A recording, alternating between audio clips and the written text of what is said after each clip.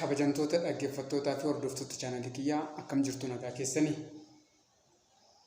Har'a viidiyoo ani isiniif qabadhee argame akkamittiin akka hojiin hin turre yookiis immoo chaanalii kana irratti maal akka isin barattan gara fuulduraatti isa kana isiniif ibsuudhaaf kanan asirratti argame moor akkamittiin akka hojiitti deemuutti qabnu waliin ilaalaatiin deemna.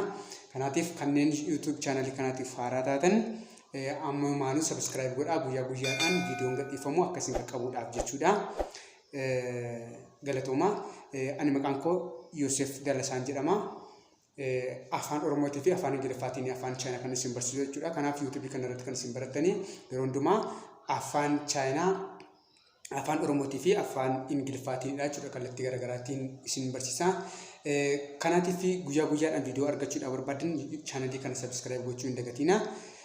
Lammaffaan akkamittiin akkataatti waliin deemnu isiniif ibsuudha yoo barbaade Afaan Chaayinaan sababa mataa isaatii qaba waan ta'eef jechi tokko maaliif sababa sana ta'uu dandeessu yookiis immoo akkamittiin akka sanatti akka isheen bocamtu sana isiniif ibsuun barbaada waan ta'eef bal'inaan jecha tokko yookiis jecha lama yeroon isinii ibsaa deemu viidiyoo tokko irratti sababni sababa maalinni akkamittiinis barreeffama jedhetanan icciitii isaa wajjin isin barsiisaan deemu waan ta'eef yeroo hundumaa argachuudhaaf barbaadan afaan kan sirriitti perfectly haasa'uudhaaf barbaadanii chaanalii kana subscribe godhaa guyyaatti tokko viidiyoo tokko isiniif gadhiisa waan ta'eef walii wajjin ittiin turraa jechuudha. Kanaaf subscribe gochuu hin dagatinaa, like gochuu hin dagatinaa, share gochuu hin dagatinaa isiniin jedha.